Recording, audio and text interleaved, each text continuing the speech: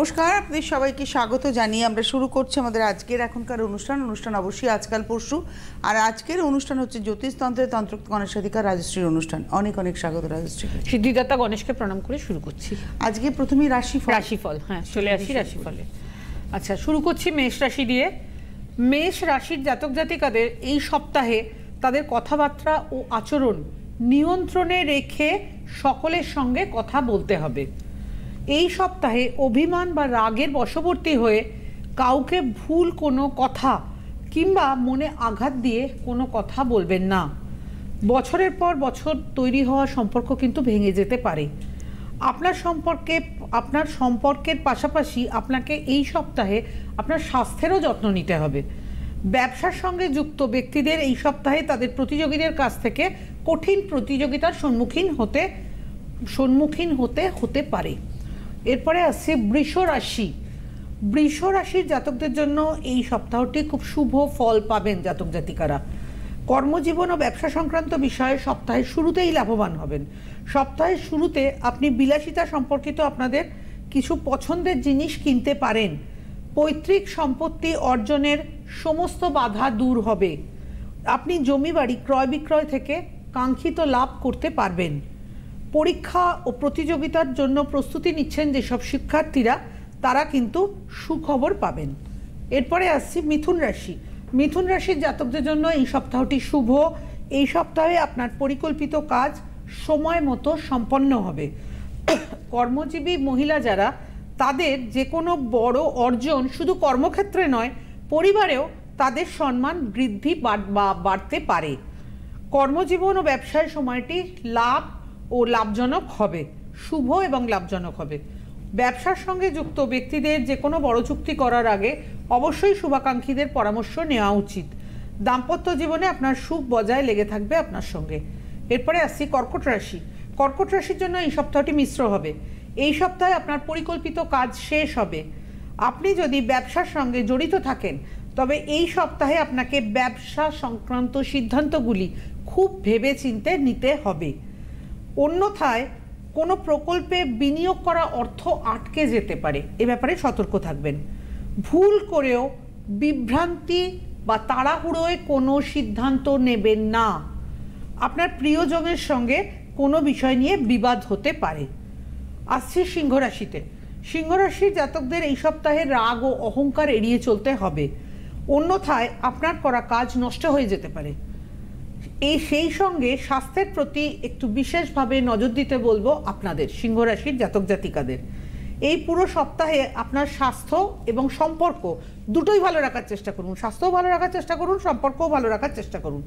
সপ্তাহের শুরুতে কাজের ক্ষেত্রে দূরে কোথাও যেতে হতে পারে। সপ্তাহের মাঝামাঝি সময় কর্মক্ষেত্রে সিনিয়র এবং জুনিয়র উভয়েরই সমর্থন পাবেন, যার কারণে আপনার মনটা একটু বিষণ্ণ থাকবে। এখানে ভুল লেখা, এটা কেন? যদি সে সকলের সমর্থন পায় তাই তো বিষণ্ণ থাকার কথা নয়, বিষণ্ণ থাকবে না। আমি এই কথাটাকে একটু করছি, যার কারণে আপনার মন, এই যে কথাটা রয়েছে সপ্তাহের মাঝামাঝি কর্মক্ষেত্রে সিনিয়র ও জুনিয়রদের সমর্থন পাবেন, যার কারণে আপনার মনটা একটু প্রসন্ন হবে।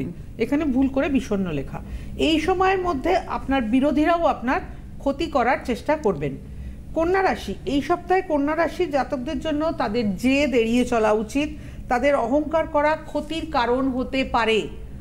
কন্যা রাশির জাতক জাতিকারা ভালো করে শুনুন, যে কোনো সমস্যার সমাধান করতে গিয়ে রাগ এবং অভিমান এড়িয়ে চলুন। কর্মক্ষেত্রে আপনার বিরোধীরা আপনাকে আপনার লক্ষ্য থেকে যতটা সম্ভব দূরে পাঠানোর চেষ্টা করবে। সপ্তাহের দ্বিতীয়ার্ধে আপনি নানান সমস্যায় পড়বেন। এই সময় কোনো কাজে পিছিয়ে পড়বেন না, তাই মাথা ঠান্ডা রেখে সব কাজ করুন।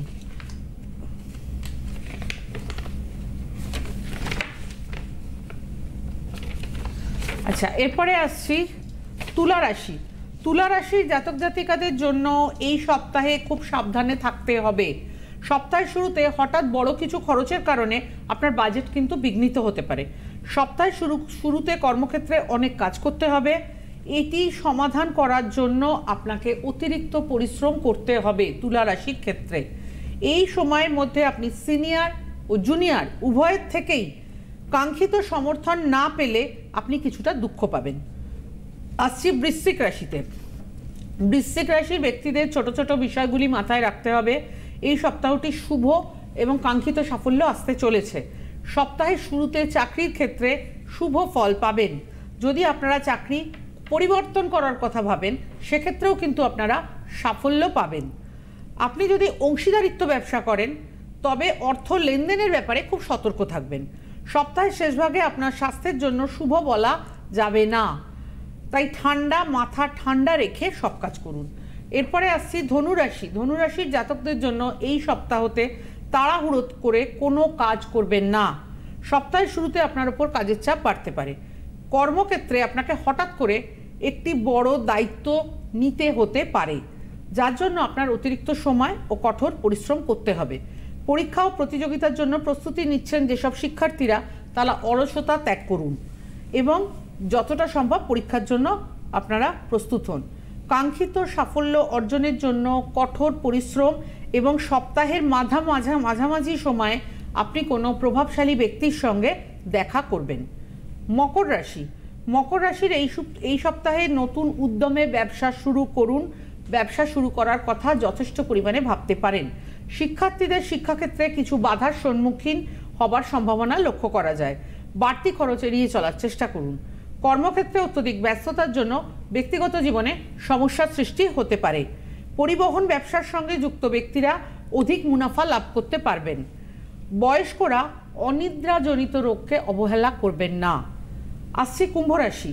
কুম্ভ রাশি আর্থিক দিক থেকে এই সপ্তাহটি বিনিয়োগ ও সম্পদ বৃদ্ধির জন্য শুভ। শ্বশুরকুলের সম্পত্তি নিয়ে আইনি ঝামেলায় জড়িয়ে পড়তে পারেন। জনহিতকর কাজে নিয়োজিত করে নিজের মান সম্মান বাড়িয়ে তুলুন। লটারি বা শেয়ারে কিছু অর্থ আসতে পারে।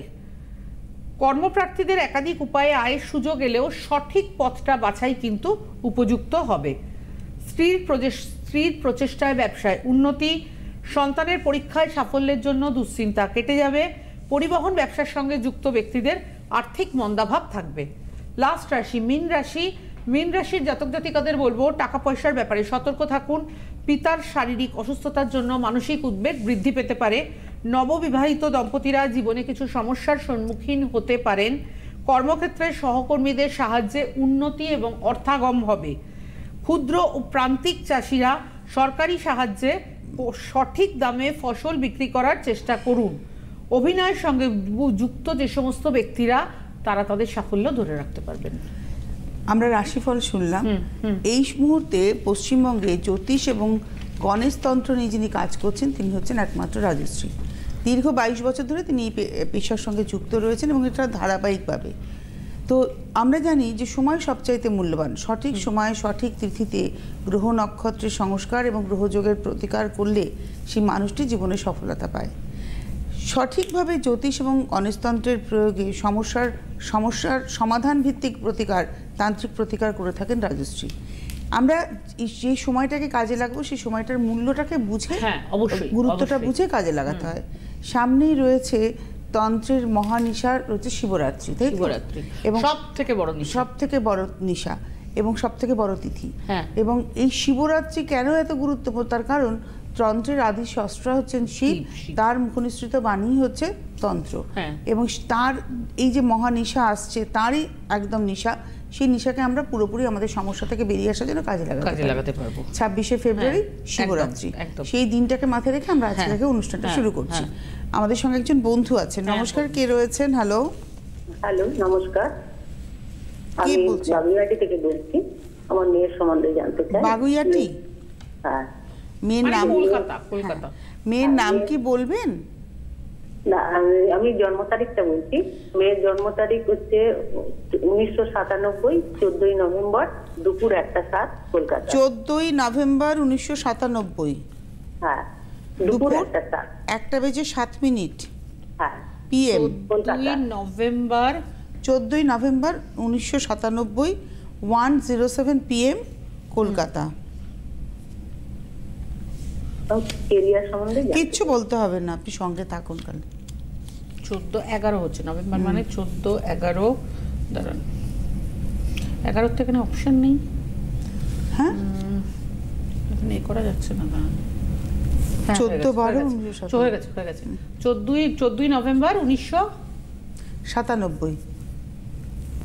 1997, হ্যাঁ। সময় 1:07 দুপুরবেলা, PM। দুপুর 1:07 PM। আচ্ছা, কোথায় জন্ম? কলকাতা। কলকাতা। আচ্ছা, যেটা আমি বলবো 14ই নভেম্বর 1997 শুক্রবার দুপুর 1:07 PM কলকাতা। কুম্ভ লগ্ন মেষ রাশি, কুম্ভ লগ্ন মেষ রাশি, ভরণী নক্ষত্র, ভরণী হচ্ছে শুক্রের নক্ষত্র, নরগণ। মেন হরোস্কোপে যাব। মেন হরোস্কোপে যেটা দেখছি, গ্রহরা সবাই মার্গী অবস্থায় রয়েছে, শনি মিনেতে বক্রী অবস্থায় রয়েছে। মেন হরোস্কোপে যাব। মেন হরোস্কোপে যেটা আমি বলবো সেটা হচ্ছে হরোস্কোপে যেটা রয়েছে, লগ্ন হচ্ছে কুম্ভ, লগ্নে কেতু বসে রয়েছে, সেকেন্ড হাউসে রয়েছে শনি, তৃতীয় রয়েছে চন্দ্র। যেটা আমি বলবো সেটা হচ্ছে এই হরোস্কোপে পড়াশোনার ক্ষেত্রে আর্টস রিলেটেড সাবজেক্ট নিয়ে পড়াশোনার জায়গাটাই বেশি করে দেখাচ্ছে, কিন্তু হরোস্কোপে খুব মনের মতো রেজাল্ট প্রাপ্তি বা মনের মতো নাম্বার প্রাপ্তি এটা কিন্তু ততখানি দেখাচ্ছে না। লগ্নে কেতু থাকলে শরীর নিয়েও খানিকটা ভোগান্তি দেয়, শরীর খুব একটা ভালো যায় না, এবং হরোস্কোপে রবি নিচস্থ, যার ফলে স্বীকৃতি পাওয়ার ক্ষেত্রেও বাধা হওয়ার কথা। আপনি একটু শেয়ার করুন। পড়াশোনা কি? মাস্টার ডিগ্রি করেছে, MSW করেছে সোশ্যালজিতে। সোশিওলজি মানে তো আর্টসের সাবজেক্ট। হ্যাঁ, তারপরে হ্যাঁ মাস্টার্স করেছে, কিন্তু রেজাল্ট কি ওর ইচ্ছে, মানে ও যেরকম চেয়েছিল সেরকম হচ্ছে? ওই সবই মাস্টার্সে ফার্স্ট ক্লাসে পেয়েছে। ভালো রেজাল্ট হয়েছে। কিন্তু আমার মনে হয় ও আরো বেশি পেতে পারত। হ্যাঁ হ্যাঁ, কোথাও তো অবশ্যই সেটা রয়েছে। আপনি যেটা বলেছেন। হ্যাঁ হ্যাঁ। তারপরে এখন কি করছে? 97 চাকরি বাকরি করছে? ওই চাকরি করতো ওই প্রাইভেটে, কিন্তু সেগুলো সব ছেড়ে দিয়েছে, পছন্দ হয়নি, ছেড়ে দিয়েছে। মানে 22 সাল থেকেই মানে কমপ্লিট করার পরই হ্যাঁ চাকরিগুলো করছিল, দুটো তিনটে ছেড়ে দিয়েছে। তার মানে এখন অবধি এখন কিছু করছে না? না, এখন কিছু করছে না। এখন মানে আবার সাফল্যের জায়গাটা আসছে না। আমি কিন্তু এই কথাটাই বললাম যে সাফল্য কিন্তু সেরকম দেখছি না। পড়াশোনায় ভালো স্টুডেন্ট, কিন্তু সাফল্য দেখছি না। তাই তো তাহলে হচ্ছে যে সে তো কিছু করতে পারছে না, করতে পারাটা তো ভীষণ জরুরি। হ্যাঁ, ওই মানে আবার প্রিপারেশন নিচ্ছে চাকরি, ওই এগুলো ইন্টারভিউ গুলো দেওয়ার জন্য, পরীক্ষাগুলো। বুঝতে পেরেছি। সরকারি। হ্যাঁ, ঠিক আছে। দেখুন, আমি একটা কথা বলি, সরকারি চাকরির পরীক্ষার কারক গ্রহ হচ্ছে রবি আর মঙ্গল। এখন এই কথা বলেছেন যে স্বীকৃতির অভাব, স্বীকৃতির অভাব আছে। রবি খারাপ হলে রবি নিচস্থ রবি, স্বীকৃতির অভাব তো বটেই। আর রবি যদি নিচস্থ হয়, সরকারি চাকরির অন্যতম কারক গ্রহ হচ্ছে রবি আর মঙ্গল। মঙ্গল এখানে বসে আছে লগ্নের একাদশে, ঠিক আছে, এটা ভালো পয়েন্ট। কিন্তু রবি নিচস্থ হওয়ার ফলে ঠিক সেই ফলটা পাওয়া যাচ্ছে না। আমার মনে হয় আপনি যদি আপনার হরোস্কোপে রবিকে একটু পাওয়ারফুল করেন, তাহলে কিন্তু ওই যেগুলো আপনি চাইছেন সেগুলো হওয়ার সম্ভাবনা আছে। একটু হরোস্কোপটা সংস্কার করতে হবে, এটা আমি বলবো। আপনার বাড়ি বাগুইয়াটিতে, আপনি অনায়াসে কলকাতা চেম্বার মানে শ্যামবাজার জুপিটারের চেম্বার আপনি আসতেই পারেন এবং সামনের এই শিবরাত্রিকে কাজে লাগাতে পারেন। আমাদের আলোচনা চলছিল শিবরাত্রিকে কেন্দ্র করে যে তন্ত্রের স্রষ্টা শিবকে বাদ দিয়ে কি কোনো গ্রহ প্রতিকার সম্ভব? কোনো কিছু সম্ভব নয়। দেখুন, এই যে তন্ত্র ব্যাপারটা আমরা বলি, এই তন্ত্রোক্ত গ্রহ সংস্কার, তন্ত্রোক্ত গ্রহ প্রতিকার সবকিছুই কিন্তু শিবকে নিয়ে। শিব হচ্ছেন যাবতীয় তন্ত্রের স্রষ্টা, শিবের মুখনিসৃত বাণী হচ্ছে তন্ত্র। এবং প্রত্যেকটি যখন আমাদের এই যে হরোস্কোপে যে গ্রহ সংস্কারের কথা বলে, এই যে এক্ষুনি যে বললাম গ্রহ সংস্কারের কথা, এই গ্রহ সংস্কার করতে হলে সবার আগে আপনার হরোস্কোপে দেখুন, সবার হরোস্কোপ তো মনের মতো হয় না, কারো ভালো, কারো মন্দ, কারো মধ্যম, বিভিন্ন রকমের হয়। তো হরোস্কোপের যা কিছু নেগেটিভিটি, সেখান থেকে যদি আপনি ঊর্ধ্বে উঠতে চান, বা হরোস্কোপকে যদি আপনি আরও, হয়তো আপনার হরোস্কোপ পজিটিভ, আপনি আরও পজিটিভ করতে চাইছেন, সেক্ষেত্রেও কিন্তু সব থেকে আগে যদি গ্রহ সংস্কার করতে হয়, সবার আগে যার পুজো করা হয় তিনি হচ্ছেন মৃত্যুঞ্জয় শিব। মৃত্যুঞ্জয় শিবের পুজো ছাড়া কোনো গ্রহ প্রতিকার, কোনো গ্রহ সংস্কার কিন্তু সম্পূর্ণ হয় না। এবং তিনি শেষ কথা, শিব হচ্ছেন যাবতীয় তন্ত্রের, এই যে তন্ত্র শব্দটা আমরা প্রায়ই শুনি, তন্ত্রোক্ত কোনো বিষয় প্রায়ই শুনি, এই সব কিছু স্রষ্টা কিন্তু শিব। শিবের মুখনিসৃত বাণী হচ্ছে তন্ত্র। এবং এই যে সামনে আমরা যে তিথিটাকে পাচ্ছি, সেটাকে মনে হয় বছরের সর্বশ্রেষ্ঠ তিথি বলা যায়। কেননা আমরা সাধারণত অমাবস্যায় কাজ করি, কিন্তু শিবের যে তিথি, এই যে কথাটা বললাম যে প্রত্যেকটা তন্ত্রক্রিয়ার ক্ষেত্রেই কিন্তু সবার আগে মৃত্যুঞ্জয় শিবের পুজো করতে হয়। সেই হিসাবে এই যে সামনে আমরা যে তিথিটা দেখতে পাচ্ছি, সামনে একটা বিরাট বড় তিথি আসছে, বুঝতেই পাচ্ছেন, তো সেই তিথিটা কিন্তু সব থেকে বছরের পাওয়ারফুল তিথি। অমাবস্যাগুলো আছে, তারপরেও বলছি শিবের তিথি, শিবরাত্রি সর্বশ্রেষ্ঠ তিথি, এবং এই তিথিকে কাজে লাগাতে পারাটাও একটা ভাগ্যের বিষয়। সবসময় সবার ভাগ্যে কিন্তু এই তিথিটা পাওয়া যায় না। এটাই তো ব্যাপার, প্রতিকার তারাই করতে পারে যখন তাদের সময় হয়। হ্যাঁ, একদমই, সময় যার হয় সেই নির্দেশ করে দেন, মহাকালী নির্দেশ করেন, একদমই তাই। মহাকালীর নির্দেশ অনুযায়ী একটা পাতাও নড়বে না, একটা পাতাও নড়বে না। আমি প্রতিকার করে সুফল পাবো কবে, বা আমার জীবনের সুফল কবে রয়েছে, এটা মহাকাল দ্বারা নির্ধারিত। ওইটার জন্য আমাকে এখন অপেক্ষা করে বসে থাকলে তো চলবে না, আমাকেও প্রচেষ্টা করতে হবে, কর্মটা করতে হবে, তাই না? আমি একটু জানিয়ে দিই, আপনার শিবরাত্রির আগে প্রায় সবকটা চেম্বারই রয়েছে। আপনার আপকামিং চেম্বার যেটা রয়েছে আগামী বৃহস্পতিবার, সামনের বৃহস্পতিবার চেম্বার রয়েছে অনলাইন। সেটা আপনি ভারতবর্ষের যে কোনো প্রান্ত থেকে, ভারতবর্ষের বাইরে থেকেও আপনারা ফোন করতে পারেন, বিদেশ থেকেও ফোন করতে পারেন। অনলাইনের জন্য আপনাদের আগে বুকিং করতে হবে। অনলাইনের বুকিং নাম্বার 9330789557, 9330789557 ফোন করে অনলাইনে বুকিং করুন। আগামী বৃহস্পতিবার অনলাইন রয়েছে। পরবর্তী 5 তারিখ বুধবার শ্যামবাজার জুপিটার চেম্বার রয়েছে। 7 তারিখ শুক্রবার দিন কৃষ্ণনগরের চেম্বার রয়েছে। 5ই ফেব্রুয়ারি শ্যামবাজার জুপিটার। তার পরবর্তী 7 তারিখ হচ্ছে 7ই ফেব্রুয়ারি শুক্রবার বর্ধমান কৃষ্ণনগরের চেম্বার। 9ই ফেব্রুয়ারি রবিবার দিন খড়গপুরের চেম্বার রয়েছে। 10ই ফেব্রুয়ারি সোমবার ব্যারাকপুর। 11 তারিখ গড়িয়াহাট ভাগ্যচক্র। 12 তারিখ শ্যামবাজার জুপিটার। 16 তারিখ রবিবার দিন শিলিগুড়িতে চেম্বার রয়েছে। 17 তারিখ সোমবার 17ই ফেব্রুয়ারি হাওড়া ময়দান, এবং 21 তারিখ শুক্রবার বর্ধমান। 22 তারিখ শনিবার দুর্গাপুর। 23 তারিখ রবিবার হচ্ছে আসানসোল। সুতরাং বর্ধমান, দুর্গাপুর, আসানসোল, কৃষ্ণনগর, খড়গপুর, শিলিগুড়ি এবং কলকাতার চেম্বার, সব চেম্বার আপনার রয়েছে। হাওড়া, ব্যারাকপুর সব রয়েছে। সব জায়গা থেকে আপনারা যোগাযোগ করতে পারেন যারা চাইছেন। এবং এটা হচ্ছে, বললাম তো, আমরা প্রত্যেকটা অমাবস্যায় কাজ করি, কিন্তু এইটা হচ্ছে বছরের সর্বশ্রেষ্ঠ তিথি। কেন? তন্ত্রের যিনি স্রষ্টা তারই তিথি। শিবের মুখনিসৃত বাণী কিন্তু তন্ত্র। আমরা একটা টেলিফোন নিয়ে নিই। নমস্কার, কে রয়েছেন? হ্যালো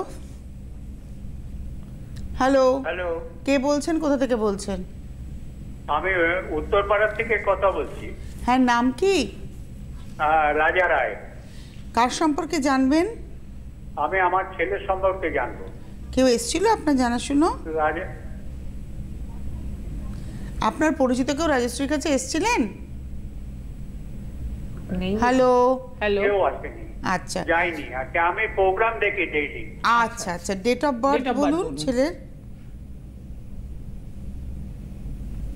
দাদা, ছেলের ডেট অফ বার্থ। 1986। তারিখ বলুন আগে। 25 এপ্রিল। আচ্ছা, 26 এপ্রিল।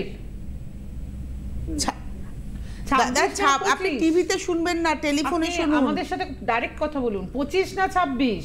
25 এপ্রিল। আচ্ছা, 26 এপ্রিল। তারপর কত সাল? হ্যাঁ বলুন। সাল কত? আরে আপনি 1986। বয়স্ক মানুষ তো বুঝে উঠতে পারছেন না। 26 এপ্রিল 1986 সাল, তাই তো? হ্যাঁ হ্যাঁ। সময়টা বলুন। 1986। বিকেল 5:47। হ্যাঁ, বিকেল 5:47। কোথায় জন্ম? ওটা জন্ম কলকাতা। কলকাতা। আমি একবার রিপিট করি দাদা, আপনি মিলিয়ে নিন। 26 ফেব্রুয়ারি, 26 ফেব্রুয়ারি 1986। না না, 26 এপ্রিল। এই 26 এপ্রিল, হ্যাঁ 1986। 25 এপ্রিল। আমি বারবারই 25 শুনছি। 25 এপ্রিল, হ্যাঁ 25 এপ্রিল 1986, বিকেল 5:47 কলকাতা। হ্যাঁ, বিকেল 5:47 কলকাতা। ঠিক আছে, পিএম তো? হ্যাঁ, অবশ্যই পিএম। 5:47 তো পিএম। আচ্ছা, 25 এপ্রিল 1986 সেদিন ছিল শুক্রবার। 5:47 PM কলকাতা। তুলা লগ্ন, তুলা রাশি, লগন চাঁদা, এটা ভালো পয়েন্ট। তুলা লগ্ন, তুলা রাশি, বিশাখা নক্ষত্র। আচ্ছা, মেন হরোস্কোপে যাব। মেন হরোস্কোপে যেটা দেখছি, গ্রহরা সবাই মার্গী অবস্থায় রয়েছে। শনি বৃশ্চিকে বক্রী অবস্থায় রয়েছে। মেন হরোস্কোপে যাব। মেন হরোস্কোপে আমি যেটা বলবো, সেটা হচ্ছে লগ্নে চন্দ্র এবং কেতু রয়েছে, লগন চাঁদা, লগ্ন চন্দ্র একসঙ্গে রয়েছে, উল্টো দিকে রবি গ্রহণযোগ করছে। রবি গ্রহণযোগ করলে অনেক সময় যে জিনিসটা হয়, যে কাজ করা হয় না তার দায়ভাগ এসে পড়ে, এ ব্যাপারে একটু সতর্ক থাকতে হবে। বুধ নিচস্থ, ডিসিশন মেকিং এরও খানিকটা প্রবলেম রয়েছে। বৃহস্পতি রয়েছে বসে কুম্ভতে, মঙ্গল রয়েছে তৃতীয়তে, শনি রয়েছে দ্বিতীয়তে।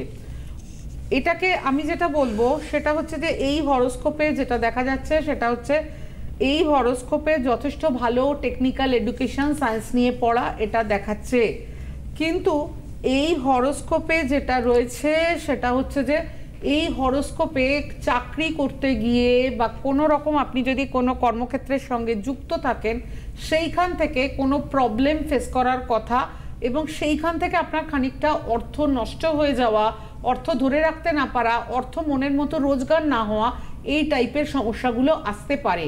আপনি একটু শেয়ার করুন। হ্যাঁ, ঠিকই বলেছেন।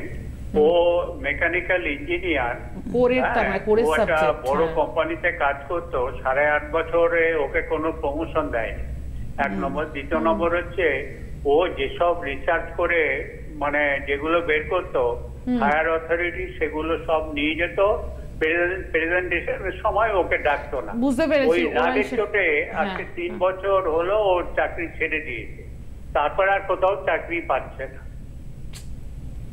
খুব মুশকিল। দেখুন, আমি একটা কথাই বলবো, খারাপ লাগলো শুনে, আমি একটা কথাই বলবো যে দেখুন, শত্রুতা যদি জীবনে বেশি থাকে তাহলে অবশ্যই নৃসিংহদেবের পুজো করা উচিত। পাশাপাশি মহালক্ষ্মীর পুজো করতেও বলবো, কেন এই দুটো পুজোই পারে অর্থও আনতে, আর নৃসিংহদেব পারেন যাবতীয় শত্রু নাশ করতে। আর মহালক্ষ্মীর পুজো মানে অর্থ লাভ। মহালক্ষ্মীর পুজো যদি ঠিকভাবে করা হয় অর্থ লাভ করা যায়। ঈশ্বরী কমলা লক্ষ্মী অচলা ভূর্তি হরিপ্রিয়া পদ্মা পদ্মালয়ের সম্পদ সৃষ্টি শ্রীপদ্মধারিণী, এই মন্ত্র প্রতিদিন আপনার ছেলেকে জপ করতে বলুন। আচ্ছা, 1 নম্বর। দ্বিতীয় নম্বর হচ্ছে ওর কি কোনো বিয়ের যোগ আছে? বিয়েটা দেখুন, এই মুহূর্তে ও এখনো অবধি খুব একটা অর্থনৈতিকভাবে স্টেবল নয়, সুতরাং কোনো দিক থেকে কর্মক্ষেত্রের দিকেও খুব স্টেবল নয়। আমার মনে হয় আগে এই দুটো জিনিস একটু স্টেবল হয়ে তারপরে বিয়ের কথা। মানে বিবাহিত জীবনটা কেমন আছে ছকে? ছকে বিবাহিত জীবন খুব একটা ভালো দেখাচ্ছে না, কেন সপ্তম ভাবে রবি এবং রাহু বসে আছে, রবি রাহু গ্রহণযোগ করছে, মানে বিবাহিত জীবনটা সেরকম ভালো দেখাচ্ছে না।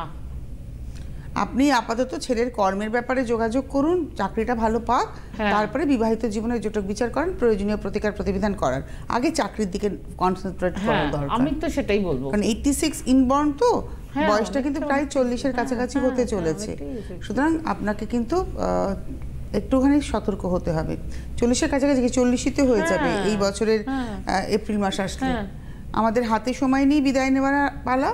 সামনে যে তিথিটা রয়েছে শিবরাত্রি, মহাশিবরাত্রি, এই মহানিশাকে আপনি আপনার জীবনে কাজে লাগান। এই যে আপনার ছেলের কঠিন সমস্যা, পড়াশোনায় এত মেধাবী অথচ তার জীবনে সে ফ্রুটফুল কিছু পাচ্ছে না, তো সেই রকম সমস্যা যাদের, তারা ইমিডিয়েটলি যোগাযোগ করুন, কারণ খুব ভিড় হয়। আর এইটা কিন্তু বছরের সবথেকে পাওয়ারফুল তিথি, কেন এটা কিন্তু সবাই একবারই কাজে লাগাতে চায়, তাই আপনারা যারা ভীষণ সমস্যাগ্রস্ত তারা যোগাযোগ করুন। আমাবস্যা আমরা 12টা-13টা পাই। অনেক ধন্যবাদ, কিন্তু এটা একটা স্পেশাল তিথি। অনেক ধন্যবাদ আপনাকে, ধন্যবাদ আপনাদেরও, নমস্কার।